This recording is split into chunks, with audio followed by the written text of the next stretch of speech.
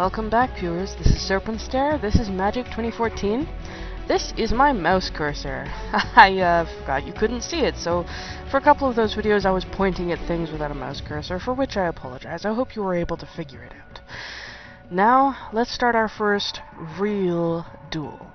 So far, everything's been set up for us to demonstrate mechanics. We were meant to win all those fights. We were even given a hand and specific cards in a specific order to virtually guarantee it. In this game, that's all going to go straight out the window. I don't expect to win this on my first try. I've tried it several times. I haven't won yet. But we'll see how things go. You never know. Chandra Nalaar is a fire mage. She uses a lot of burn spells and a lot of creatures with high power and low toughness. I'll be using the deck that we've gotten familiar with, although I won't be getting such a fortuitous layout of cards.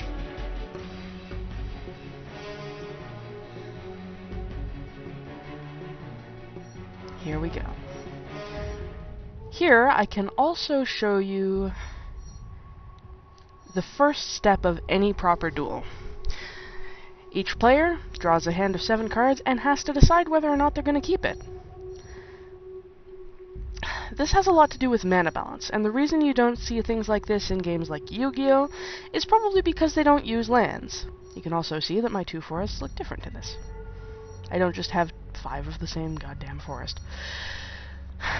Because you need lands to fuel virtually all of your spells, and because you have to draw them from the same pool as you draw the rest of your spells, it's vitally important that you have enough lands and enough spells as you continue to draw and when you start the game.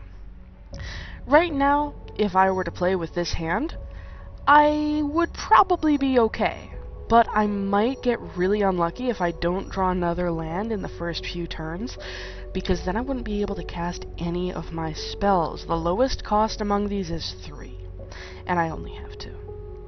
I think the chances are high that I will get another land, but if I don't want to take that chance, I can mulligan and draw a new hand. It's gonna let me get my first mulligan for free, and if I want to exchange this hand for a new one, I'll get 7 cards. However, if I was to exchange that hand as well, I'd only get back 6, and then 5, and then 4, and then 3. That's the cost of waiting for the right cards, because otherwise you could just keep switching out and switching out until you got a perfect hand, and that's no fun for anybody. It's just power gaming. As for me, I think I'm going to take a chance on this. I might regret it, but we're going to go for it. Keep this hand. Oh, and I get to go first. Okay, I play a forest. Go, Chandra. I'm not sure whether it's Chandra or Chandra or Nalaar or Nalaar. I'm probably going to even change pronunciations here and there. Goblin Arsonist. Yes, I already know that. This is a 1/1 goblin that can deal 1 damage to target creature or player as soon as it dies. This makes it a surprisingly powerful creature for just 1 mana, because it can take down a creature with 2 toughness by itself easily. If you direct that 1 damage to the creature that it just got in a fight with, that'll finish it off. Or you can direct it to the player for some extra kill, or for some extra damage, whether or not you won the fight. Also very useful if you're going to sacrifice it to something. And yes, some effects require you to sacrifice creatures. As far as I know, she doesn't have any of those, though. That is not a land. But it is a creature that I can cast this turn with only 2. So it's still a very helpful draw. Let's go. Yes, I know. We've covered this in the tutorial.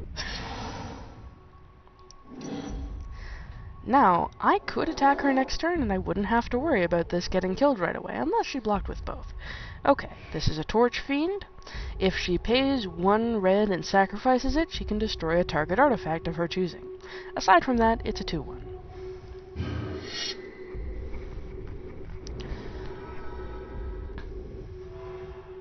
She's not going to attack me because that would be foolish.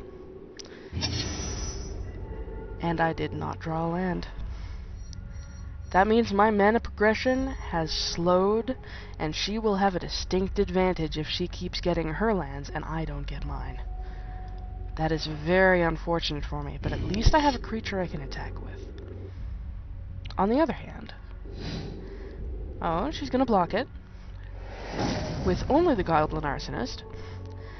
In that case, she's gonna deal that extra damage to me. Yep.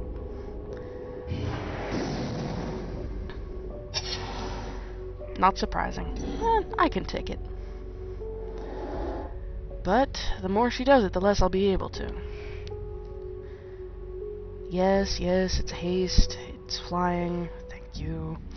It doesn't have summoning sickness, so this could attack me right away, and it probably will since my only blocker is tapped. It's also flying, so even if it wasn't tapped, I wouldn't be able to block it. It's a 2/2, and its special ability means that whenever I am dealt damage by an instant or a sorcery, or by a planeswalker that Chandra controls, she's going to get it back if it's in her graveyard, and she'll be able to cast it again, and again, and again. And she's going to be hitting me with red instants and sorceries a lot. So expect to see a lot of this guy. So, gonna attack me with a Chandra? Gonna attack me with both. Yep. I know!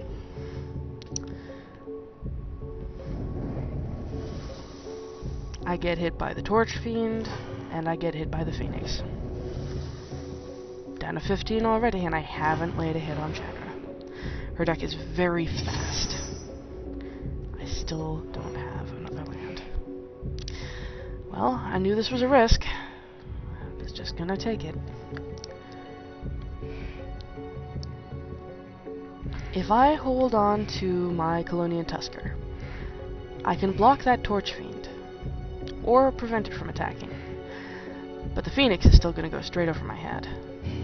Still, I think it's my best move at the moment.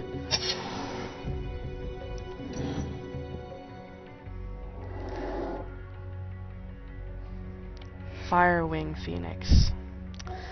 This is actually a foil, that's why it's so beautifully colored. Obviously, they can't make it look perfectly like foil, but they can animate it nicely. Also, I'm starting to run out of time, so come back for more and we'll take another look at this Phoenix.